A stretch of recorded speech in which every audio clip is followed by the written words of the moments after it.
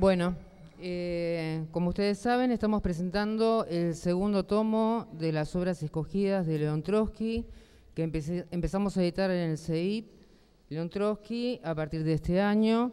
Ya tenemos durante casi 15 años que nos venimos desarrollando alrededor de 16 publicaciones, reediciones, boletines electrónicos, cuadernos, una página web bastante completa.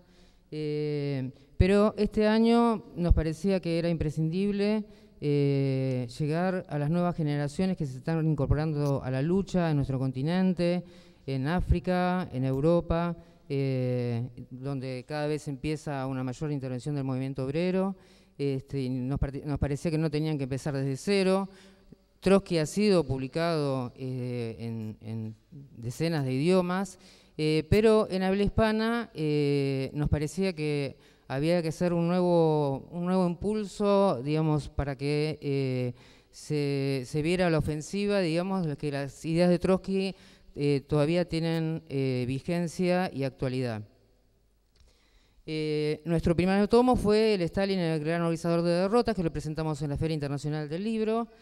Y bueno, elegimos Mi vida como segundo tomo, porque bueno, es una de las obras más valorizadas y mundialmente, junto con la historia de la Revolución Rusa de Trotsky. Y las publicaciones que se habían hecho hasta el momento, nos parecía que necesitaban una nueva revisión. Nos basamos fundamentalmente en la última corrección que hizo Trotsky de esta obra en francés, mientras estaba en México, cuando viajó Alfred Rosmer, que era amigo de Trotsky, entre el 39 y el 40, mientras Trotsky estaba preparando los archivos que iba a mandar para la Universidad de Harvard, hizo las últimas anotaciones en francés, porque Trotsky manejaba bastante bien el francés, por eso ya había sufrido varias modificaciones esta obra. Trotsky la primera vez que la escribió fue en 1929 en Turquía, en la isla de Perinkipo. Fue la primera vez publicada en Alemania, en idioma alemán, y luego en Alemania, pero en idioma ruso. Trotsky, como veía que en general se lo querían publicar en varios tomos, en 1933 decide hacer una versión abreviada, no tan abreviada como para sacar el contenido, el gran contenido que tenía, que tiene su obra, que digamos trasunta sus primeros 50 años, pero hizo estas correcciones, salió un posfacio para esta edición abreviada que se incorporamos porque no estaba traducido al español. Lo más conocido, digamos, es el prólogo y los 45 capítulos con que siempre ha sido editado.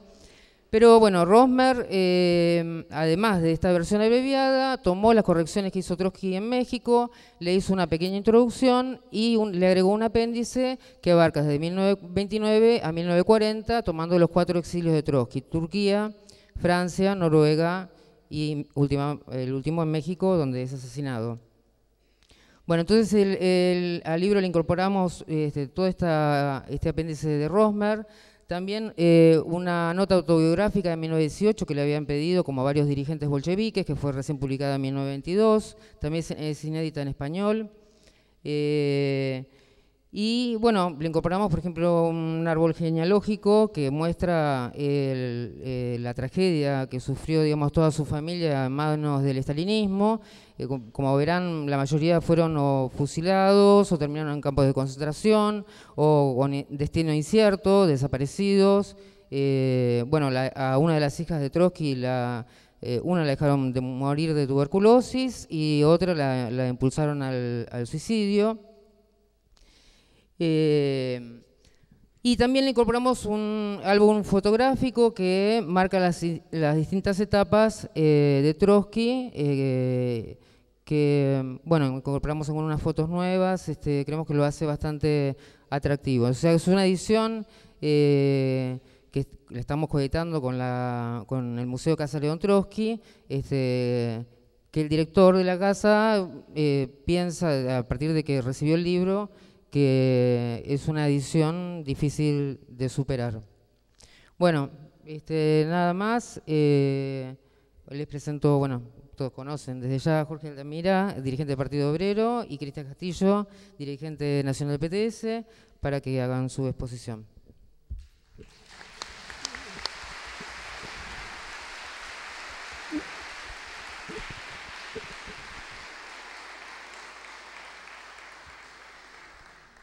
Buenas noches a todos. Gracias a los organizadores, al CEIP, IPS, al Partido de los Trabajadores Socialistas por invitarme a un acto y a una actividad de esta jerarquía. Y señalar, felicitarlos también por la publicación de Mi vida de Trotsky, que hace tiempo que no ha tenido una edición en la Argentina y que, como señaló la compañera recién, y yo he visto en las explicaciones que están en la introducción del libro, mejora su traducción, corrige defectos de ediciones anteriores y eso lo hace extremadamente valioso. Es una contribución que se está haciendo a la difusión y a la claridad del libro Mi vida. Naturalmente, cuando aparece un libro de este tipo, al menos mi preocupación, mi interés, mi inquietud, es cómo el libro lo hacemos popular entre los trabajadores del país. No es el libro de un revolucionario argentino, es el libro de uno de los más grandes hombres de esta época, el fundador del Ejército Rojo, el líder de la Revolución de Octubre, el fundador de la Cuarta Internacional, pero a medida que va pasando el tiempo, para las generaciones puede resultar todavía una figura extraña. Y nosotros tenemos que impedir que sea una figura extraña. Nosotros tenemos que esforzarnos para que este libro y la lectura de Mi vida sea realizada por los trabajadores más activos, más conscientes, por los luchadores de la clase obrera.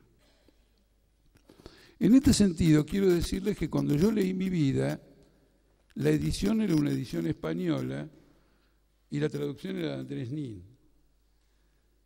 Y uno sentía leyendo el libro, esto uno lo comprueba con el paso del tiempo, que estaba leyendo un libro que por quién lo tradujo, de dónde venía, etcétera, estaba asociado a procesos revolucionarios. Era un libro que en su estética llevaba una impronta revolucionaria. De golpe se me ocurrió que a lo mejor oliendo ese viejo libro uno sentía la revolución. ¿Cómo podemos hacer para que los trabajadores argentinos vivan esa misma experiencia, que en determinado momento la manipulación del libro, o leerlo, verle las tapas, los inspire revolucionariamente? Eso se puede hacer, eso es una tarea, eso se puede hacer. Porque la forma en cómo eso ocurre es que el que entrega el libro, el que explica el libro, es para el compañero que lo recibe un compañero de combate, un compañero de lucha. Y entonces el libro va a estar asociado a las experiencias de lucha con ese compañero, con ese partido, con esa interna, con ese cuerpo delegado, con ese grupo de activistas.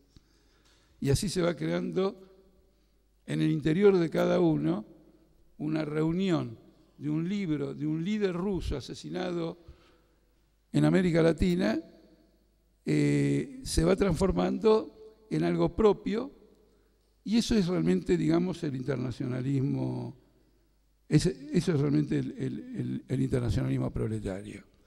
La única advertencia que a lo sumo podría hacer en un caso de este tipo es lo siguiente: tenemos que difundir enormemente las obras de Trotsky. E insisto que la lean los trabajadores. Pero tenemos que evitar escudarnos en Trotsky. Tenemos que hablar de nuestras propias experiencias basadas en las enseñanzas de Trotsky, de Lenin, de Marx, de la experiencia revolucionaria. Yo recuerdo hace, no sé cuánto, 30 años, quizá me quedo corto, había un dirigente trotskista francés que era un obrero del subterráneo, en París, y escribía muchos libros, lo cual era todo un mérito. pero la mitad del libro o más eran citas de Trotsky. Es decir, en los libros de él no se veía cuál era el pensamiento de los revolucionarios franceses a la luz de su propia experiencia. Escribía 2 frases, 2 puntos, como dijo Trotsky, y 8 o 9 páginas con una cita de Trotsky. Uno podía ir directamente al libro original, leérselo entero, porque casi parecía estos apuntes que se mimeografían en universidad, ¿no es cierto? Es decir, tenemos que actuar como si cada uno de nosotros, todos los que estamos aquí, fuéramos Trotsky y queremos contribuir a la marcha de la emancipación de la clase obrera y de la humanidad con la contribución que podemos hacer sobre la base de discusiones que tenemos y de la experiencia política que vivimos. Creo que esa es una gran tarea, y si se hicieran otras presentaciones en otros lados y nos invitan, nosotros vamos a participar para difundirla en el movimiento obrero. En la publicidad que he visto, se dice que es la mejor autobiografía política. Eso es cierto. Es la mejor autobiografía política, pero tiene varias características más. Por ejemplo, normalmente la gente escribe la autobiografía, parece curioso, cuando ya no le queda más nada por decir. Y en cambio Trotsky escribe esto a principios del 30, cuando le queda todavía mucho que decir. ¿Qué quiere decir una autobiografía? ¿Cómo es una autobiografía? ¿Cómo? Los 10 años que vos no sabés que tenés de vida, porque pensás que podés tener 20, que te quedan por delante, ya no forman parte de tu biografía. Tu biografía termina acá. Es una curiosa autobiografía. La autobiografía es al final, y esta es en la mitad del combate. La otra característica es que mi vida de Trotsky es un arma de lucha, ¿no es cierto?, ante los infundios, mentiras, calumnias del estalinismo contra el trotskismo, contra la oposición de izquierda en la Unión Soviética. Trotsky escribe mi vida para combatir esos infundios y para defender una causa política. Muchos interpretaron, y esto es mucho más manifiesto en la oportunidad en que Trotsky escribe un libro que no concluyó, que es el libro Stalin, muchos sacaron la conclusión de que el trotskismo era una réplica al estalinismo, que era una pugna entre primos. Y durante mucho tiempo se difundió la tesis, probablemente aún ahora, de que el trotskismo es el adversario del estalinismo. De ninguna manera. De ninguna manera. El trotskismo es antes que nada la defensa de la vigencia histórica de la revolución bolchevique de 1917. Eso es lo que ordena el pensamiento del trotskismo y de la Cuarta Internacional. Pero el problema es la revolución socialista, no el estalinismo. El problema es la defensa de la revolución permanente contra el socialismo en un solo país. El problema es evitar la colaboración de clases y combatir la colaboración de clases bajo la forma del Frente Popular. Es decir, es una política por la revolución mundial, no es una querella contra el estalinismo. El estalinismo no tiene ideología. La ideología del estalinismo es el oportunismo, es lo que conviene cada vez a un aparato. A veces es oportunista, a veces de ultraizquierda, a veces sectario, a veces es amplio, a veces es esto y a veces lo otro. Es un aparato contrarrevolucionario que en su defensa adopta todos los recursos políticos posibles. Y no es que es la expresión práctica de una elaboración teórica.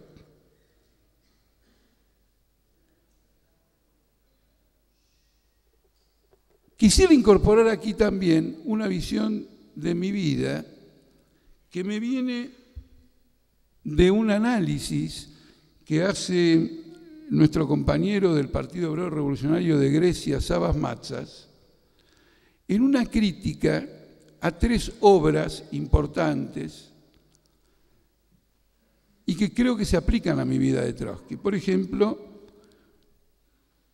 para Savas Matsas, el relato sobre Ulises que se hace en la antigüedad griega El Quijote de Cervantes, y el último libro, Ulises, el del irlandés James Joyce, tiene una cosa en común, es muy interesante. Lo que tienen en común es que son viajes, es decir, el ser humano viaja, nace para viajar, para descubrir el mundo, para descubrir la naturaleza, para descubrir el cosmos y para descubrirse a sí mismo. Y estos son relatos de viajes. Él dice que el Ulises de Homero es un Ulises que recorre el mundo de la antigüedad, el mundo del Asia Menor, el mundo del Egeo, es decir, el mercado mundial, pero el mercado mundial de su época. Y es una operación de descubrimiento. Después dice que el Quijote es alguien que arranca de un pueblo medieval a descubrir el capitalismo. Y es un libro que relata el advenimiento del capitalismo. Y finalmente, el Ulises de Joyce es un viaje al interior del personaje de Ulises. Y es la expresión de la decadencia capitalista, que ya no puede desarrollar objetivamente absolutamente nada y vive en una continua introspección. Si nosotros tomamos este modelo, ¿qué significa mi vida? Mi vida es el viaje de la Revolución Mundial. Porque un Trotsky que es mandado a Siberia y que se escapa en medio de la nieve y termina en Europa y en la peregrinación llega hasta Estados Unidos y escribe sobre todos los procesos revolucionarios de los países en los que participa sin dejar de contribuir a la lucha revolucionaria en Rusia, vuelve, encabeza una revolución, destruye a ejércitos de 14 naciones europeas y a los ejércitos contrarrevolucionarios internos, viaja en un tren, en el tren escribe críticas literarias, desarrolla un combate dentro de su partido, es expulsado, sus hijos y camaradas son exterminados, vuelve al exilio, vuelve a recorrer. Es la peregrinación de la Revolución Mundial. Es un viaje que no figura en ninguno de los textos anteriores. Y es un viaje que va a ser relatado en el futuro por algún otro camarada o grupo de camaradas en el futuro, cuando se celebre la victoria de la Revolución Socialista en todo el mundo. Esta es una apreciación que rescato fuertemente de mi vida. Porque tampoco se trata de leerlo como algo exterior. Uno tiene que sentir el deseo de hacer ese viaje ahora, a partir de la propia experiencia y llevar a la victoria este tema de la revolución. En el libro y en todas las obras de Trotsky hay 3 ideas que son las que ordenan todo su pensamiento político. La primera idea, y lo van a ver en mi vida, es el problema de la decadencia del capitalismo, que es una idea absolutamente central. No se puede hacer política revolucionaria sin entender que el capitalismo, que es un sistema histórico transitorio, está en la etapa de su declinación, es decir, está en la etapa de la transición hacia otro sistema social. Es una cuestión, digamos, absolutamente decisiva. Trotsky aporta este elemento mucho más tempranamente que muchos otros grandes marxistas, con la teoría de la revolución permanente. Poco se ha analizado que la teoría de la revolución permanente señala que el proletariado va a dirigir la revolución en un país atrasado, y no como había ocurrido hasta ese momento, que se pensaba que debía ser la burguesía nacional, porque la burguesía nacional, ante la emergencia de un proletariado concentrado, combativo, luchador, con conciencia de clase, había perdido definitivamente cualquier rasgo revolucionario. Y acá está señalada ya entonces la decadencia del capitalismo, porque la decadencia del capitalismo es anunciada por el solo hecho de la presencia del proletariado como clase independiente. No hay que ir a buscar los libros de sociología y ver cuánto se produce en esto, cuánto cae la producción, y esto y lo otro, para deducir la decadencia del capitalismo. Eso es sociologismo. Eso no es un análisis revolucionario. La presencia del proletariado como clase, desafiando políticamente el orden existente, ya señala que el capitalismo ha caducado.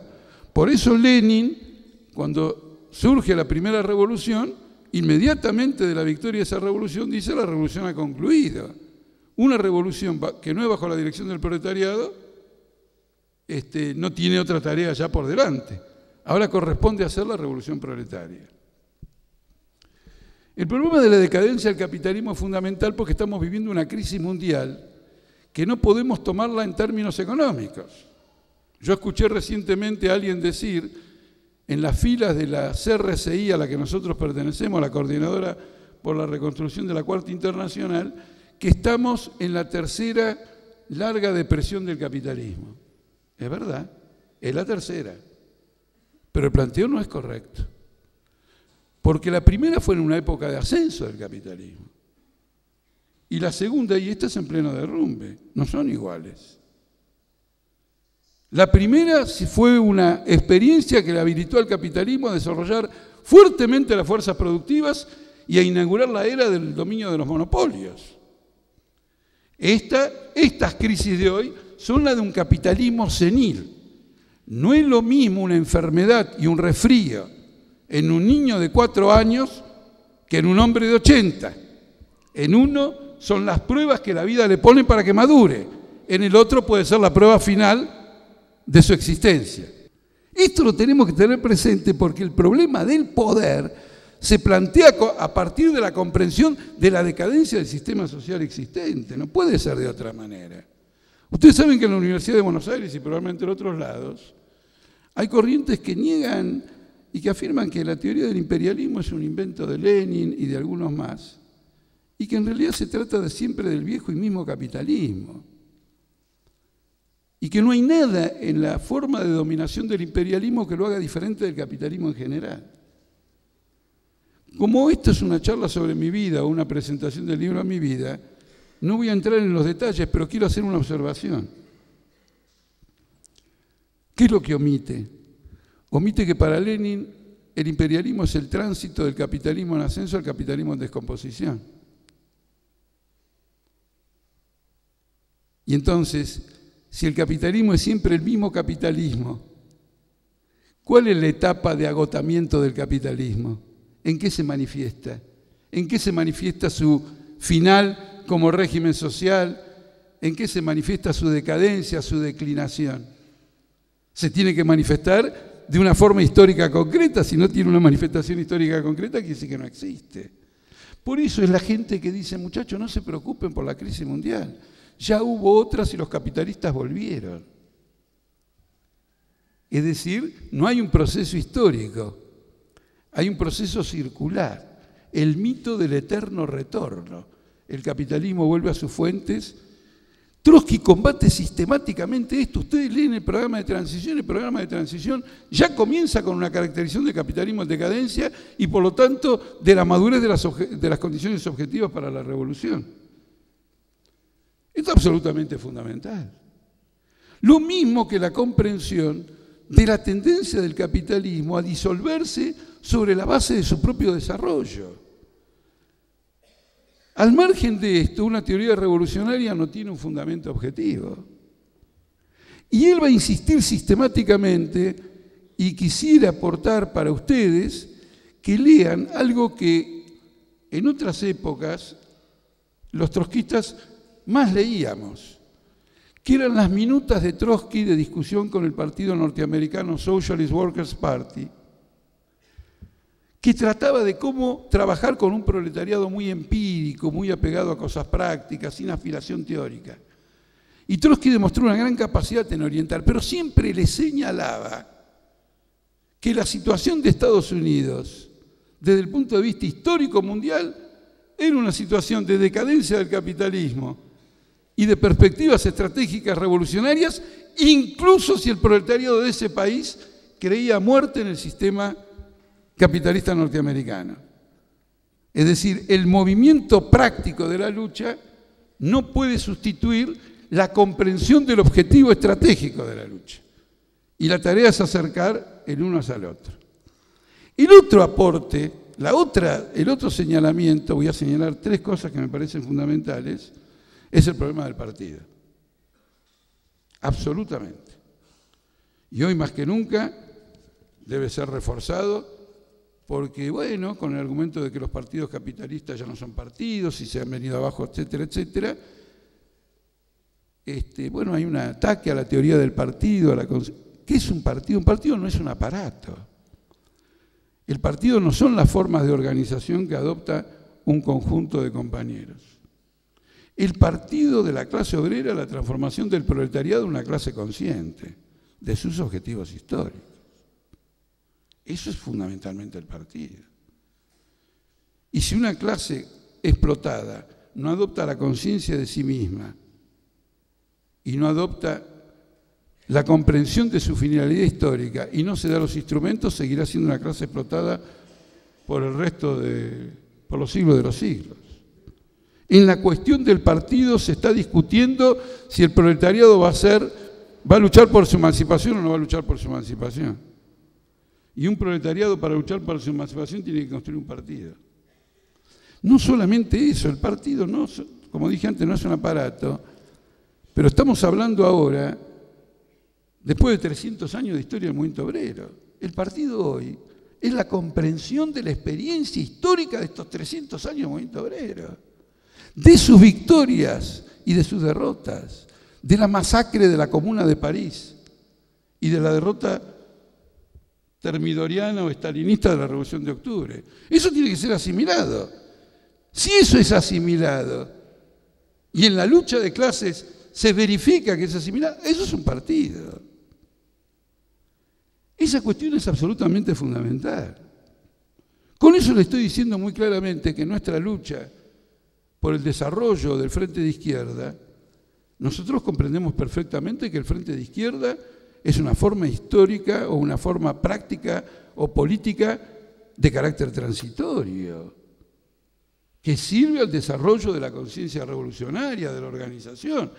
Pero la tarea histórica es construir un partido de la clase obrera, que en la Argentina, en América Latina, en el mundo, la lucha de Trotsky por la Cuarta Internacional constituya un partido político.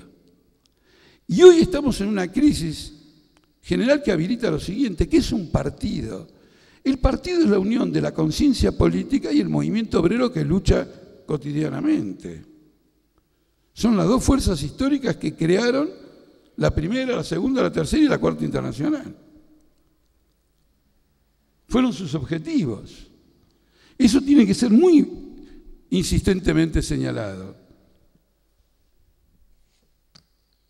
Y en la lectura de mi vida, el problema del partido es fundamental, y lo quiero decir en particular porque hay una polémica que para muchos historiadores Trotsky en mi vida no la trata con el debido cuidado, que es la polémica con Lenin en torno a la escisión del Partido Socialdemócrata y la formación del Partido Bolchevique o de la tendencia bolchevique en el año 1902, cuando Trotsky se mantiene desde 1902 hasta 1917 fuera del Partido Bolchevique.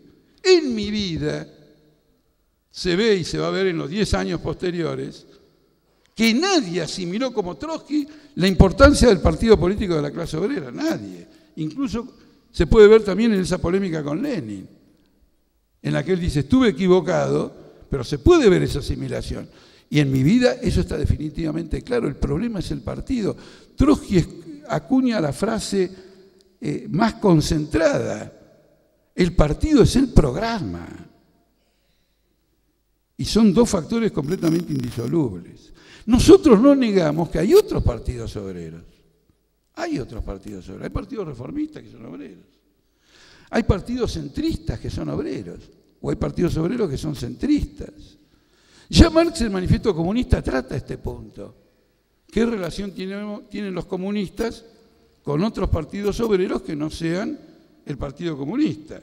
Dice, bueno, nosotros los comunistas no tenemos un antagonismo con esos partidos, sino que representamos en el movimiento histórico de la clase obrera su interés de orden general. Existen esos otros partidos, ustedes los conocen. Se fundó en Inglaterra, por ejemplo, el Partido Laborista.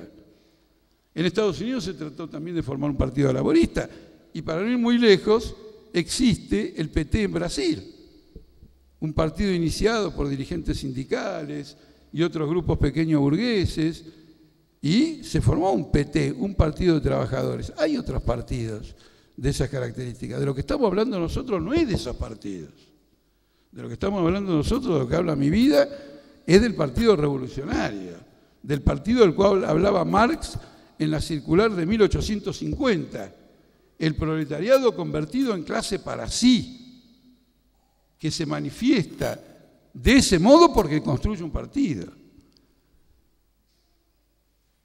Planteado este problema para Argentina, ¿está planteado en Argentina la formación de un partido obrero revolucionario? Pensamos que no.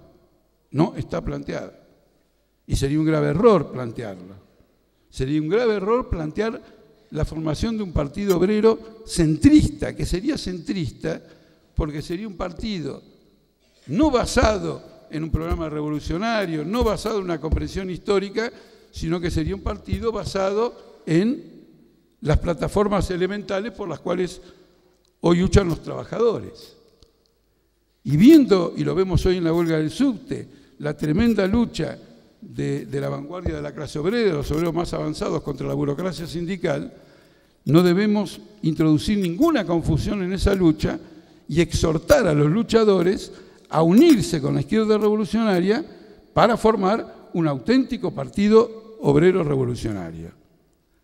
Hay una tercera cuestión, pero me voy a omitir de desarrollarla, sobre la actual crisis mundial y toda una serie de aspectos que podrían ser fundamentales, porque aunque me puse un reloj, perdí el control del tiempo y supongo que está superado. Entonces, no hace falta que les diga que esta crisis mundial tiene un significado sísmico para el capitalismo. Y todavía no hemos visto lo peor. Porque ustedes piensen que mediante la utilización de recursos absolutamente extraordinarios, después de 7 años de crisis, la economía no levanta a ningún país del mundo. Y lo que está en crisis en todos los países del mundo es el agotamiento de esos recursos revolucionarios, el agotamiento de esos recursos extraordinarios. Con esto quiero decir que, a pesar del llamado keynesianismo, a pesar de los ajustes, a pesar de todos los rescates financieros, el mundo marcha hacia un proceso de depresión y de deflación, a una agudización extraordinaria de la lucha de clases. Y se manifiestan las crisis políticas en Europa, en la perspectiva de disolución de la Unión Europea, en procesos revolucionarios como en el Medio Oriente, en Egipto, en levantamientos populares que se van desarrollando como en España, como en Grecia. Es decir, esta crisis mundial abre grandes perspectivas que nosotros tenemos absolutamente que desarrollar, y empieza a manifestarse de nuevo un ascenso de la izquierda, que lamentablemente capitaliza a la izquierda centrista, a la izquierda reformista, pero que es un indicador del seguro ascenso de una izquierda revolucionaria sobre la base del fracaso de estas corrientes. Y se manifiesta en la reapertura de la cuestión del fascismo en Europa, en particular con el caso griego, donde ha levantado junto con la policía y el ejército, digamos, un agrupamiento fascista, que es muy importante. Es decir, que nosotros, los que defendemos la Cuarta Internacional y los trotskistas que militamos en este país, enfrentamos un desafío extraordinario, una perspectiva mundial absolutamente fabulosa. Y para concluir, lo siguiente: ¿qué quedó de la Argentina kirchnerista? ¿Qué quedó de la batalla cultural que, según Beatriz Arlo, había ganado el kirchnerismo? Eso fue hace un año. Un año. La batalla cultural, la victoria cultural del kirchnerismo duró 365 días contando con generosidad. El nacionalismo burgués, pequeño burgués, ha vuelto a fracasar en la Argentina y esta vez de un modo mucho más inmundo que en el pasado, como lo demuestra la alianza kirchnerismo-Macri contra los trabajadores del subte. Porque el traspaso de la tercerización, del ajuste y de la derrota del sindicato de subte de parte de Kirchner en manos de Macri. ¿Para qué queremos un gobierno nacional y popular si después pedimos que la gestión la haga la derecha? ¿Cuál es la ventaja de un gobierno nacional y popular? Los que dicen que hay que elegir el mal menor, ¿qué dicen? Y podemos pelear mejor con el mal menor que con el mal mayor. Ahora resulta que el mal menor, que es el kirchnerismo, le traspasa la gestión al mal mayor. Y dice, bueno, muy bien, ahora vos sos dueño del subte, ejecutá tu programa. El ajuste, los impuestos, a la nafta, a lo que sea, aumento de tarifas, emergencia en el subte,